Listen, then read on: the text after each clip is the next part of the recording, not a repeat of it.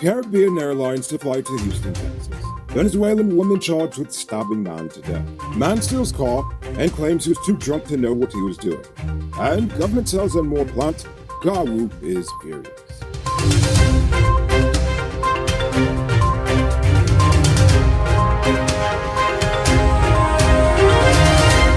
I'm Enrico Bulford and this is Uncut News. Do you see news happening? Send us a tip on WhatsApp at 592-659-6151.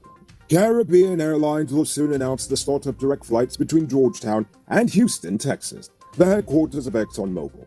The new service is expected to begin within the coming weeks. Caribbean Airlines is also planning expansion to a number of other destinations, all of which will be serviced by the brand new and improved Boeing 737-8, which they promise won't crash into the ground, killing everyone on board. However, there is no word as to if the food or the treatment of passengers will improve. The proposed wind farm at Hope Village on the East Coast may be up and running before the end of next year. GPL is currently in negotiations with the company, who's expected to build the project for a 20-year power purchasing agreement. With 6 wind turbines along the East Demerara coastline, the Hope Wind Farm project is expected to add 25 megawatts of power to the national grid. In addition to the wind farm, the project has a 20-megawatt solar farm. During the day, the solar will generate power, while the windmill will work with the strong coastal breeze at night. On a related note, the government has committed to hiring international experts to both oversee and manage the construction of the 165-megawatt Amila Falls power project. The government is currently engaged with China Rail in negotiations for the project to start by the third quarter of this year. It's good that they're getting experts. It's the least they can do, because honestly, we need some experts on this thing. According to the Police Office of Professional Responsibility, an unnamed constable is currently under investigation after assaulting 35-year-old Fergus Giles Henry, a physically disabled man. Starbuck News said the beating took place in Oranduke, Region 8, on February 10th. The victim has since received medical attention, whilst the police constable in question was placed under close arrest. Now it's time to tell you about Best Buy's car of the day. Currently on sale is its 2014 RDQ3. It comes with Bluetooth, mug rims, new tires, TV, CD, stereo, fog lamps, electronic parking brake, back camera, and much, much more. Buy cars for $5.6 million. All paid down as low as $1,120,000 down with around $108,000 monthly for 5 years, and it's yours. Call or WhatsApp 662-0844 for more info. Or visit the showrooms at Lot 171 Peterborough Street, Queenstown, or Lot 2 Lamar Street, and tell them the request you for this sweet tea. On Wednesday, Jessica Carolina Rudin Mayo was charged with fatally stabbing Beaufort Watson on February 12, 2022 at Sandhills Backdam, Kaikan, Upper Mazaruni. Mayo is not required to plead to the indictable charge. She was remanded to prison, and the case will continue on March 14. The marijuana massacre continues in Berbice after the cops destroyed $90 million Guyana dollars worth of marijuana at a farm at Catroy Village, Berbice River. That sounds like a very popular place for weed. Anyway, the 10-acre field reportedly had over 115,000 plants. The farm was burned, but as usual, no one was arrested. 23-year-old Shannon Cox has been indicted for the April 29, 2017 murder of 16-year-old Brian Charles Yearwood. On Wednesday, the jury found Cox not guilty of murder, but guilty of manslaughter. He will be remanded to prison until March 10th, when he will be officially sentenced. On Monday, Cox's co-accused 20-year-old Andy Peters was freed after the courts upheld a no-case submission from his lawyer. Don't fall for these get-rich-quick schemes, people. There is a legit way to earn some extra money to supplant your existing hustle. Sell Top-Up. You could become a top offender quick and easy by linking Cellular Plus. Call them on telephone number 685-3109 for more info. On Wednesday, 32-year-old landscaper Anthony Hooper was found guilty of stealing a woman's car from the Starbrook Market tarmac in Georgetown. He admitted that on October 10th of last year, he stole a vehicle belonging to market vendor Onika Bob. The car was found several days later by Bob's husband, who confronted the man about the theft, as even the license plate was changed. But the man claimed to the court that the theft was not willful. He was just really drunk at the time. The court sentenced him to 2 years in prison. Wait, did he really think that excuse would work? Oh well.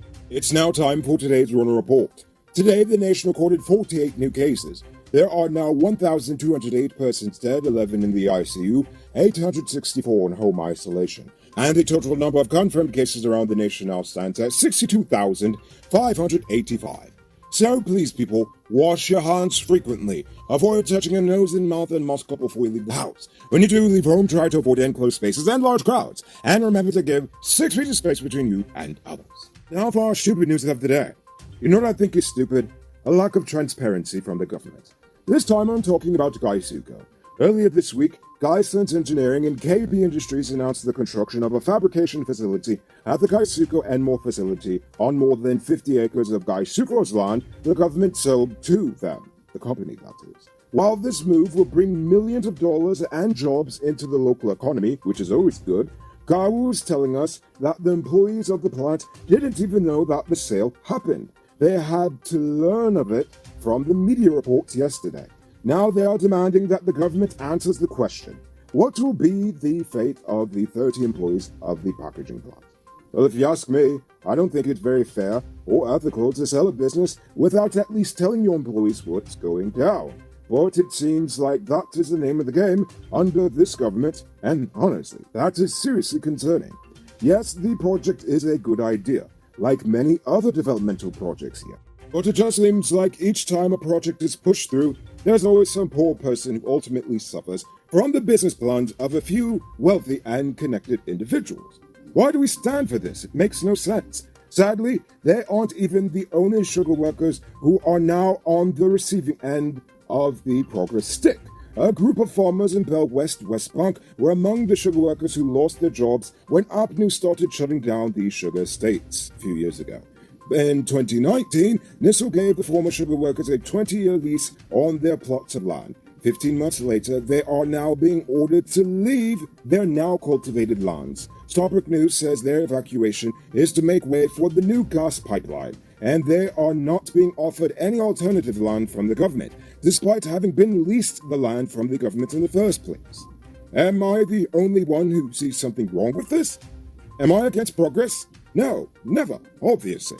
But I am against progress without the consent of the people who are supposed to be helped the most by the progress. Because at the end of the day, if you aren't considering the poor and most vulnerable in your national development plans, then what are you even developing? Take a look at this beauty being constructed in a gated community called Richmondville in Guyana. It features 4 bedrooms, 1 pool with 7,000 square feet of living space, along with modern amenities. Contact Sheriff Construction on 592-618-5702. It's now time for our Uncut News Views Poll Question of the Day. Every day we pose a question about current events in Guyana, the region, the diaspora, and how you feel it relates to us. So you give your responses in the comments and we'll read the best ones in the following episode. Yesterday's question was, how do you feel about the Gas to Shore project now? Our Seaview Farm says the Gas to Shore is an excellent idea. Any country with natural gas can bring great wealth. This is only the first pipeline. There's more to come. Ease up. Honestly, I'll be honest with you. That statement is just as exciting as it is terrifying to hear. MS says, Gas to Shore is a good idea once implemented properly along with guidelines, which I doubt Guyana will do. Good luck to Guyana's coastline. Exactly. You see, that is why I'm scared. Call me pessimistic, but I just don't see the government doing it properly. Maybe if they have a few years to, convince me that they're actually going to do something different. But, honestly, it just seems like a lot of business as usual, like it did seem before 2015. Saznarayan Sukdio says, charter 2 LNG tankers. Make plenty windmills along the seawall and forget about the pipe. You know what? That's another idea. I wonder if it was considered. And finally, Stacey Hamilton says, it seems as though almost every project that is aimed at Guyanese getting a better lifestyle have to take years before we can benefit. These companies just come here, use us for what they need, and leave us helter-skelter with all the bills, which is making us poorer daily. Yes, and then Jagdio is going to have to go to the United Nations again, and then ask for debt forgiveness again to get us out of the mess that the PNC had got us in again. I just hope they pay their bills to China on time this time. I don't want to learn Mandarin just so I can go to the airport. Ha! And finally, Troy DeWeaver says, I take the fifth when it comes to Guyana's government. Honestly, that's probably the safest way to live. When we hear of national development, we often hear it spoken in terms of infrastructure and buildings made. But we often neglect the people element. So I want to hear from you. what sort of investment into the nation's people should the government be doing? Now, I don't mean just something as simple as throw money at education or health or public safety. I want to know how exactly these and other forms of human elements should be changed and improved for the better in this nation. So, think about that question and tell us in the comments below. If your response is good enough, we just might feature it in our next episode. Anyway, that's all the time we have for tonight, and check us out on Monday for another. Until then, I'm Rico Bulford saying, have a great weekend. And as always, don't drink and drive, or you'll end up on Monday's episode the hard way. Ha-ha! Good night, folks. Hey, Uncut News viewers, thanks for watching. You can subscribe by clicking on this button over here, or click over there for more news. You can also drop a comment to let me know if you've made it to the end of the video. Goodbye for now.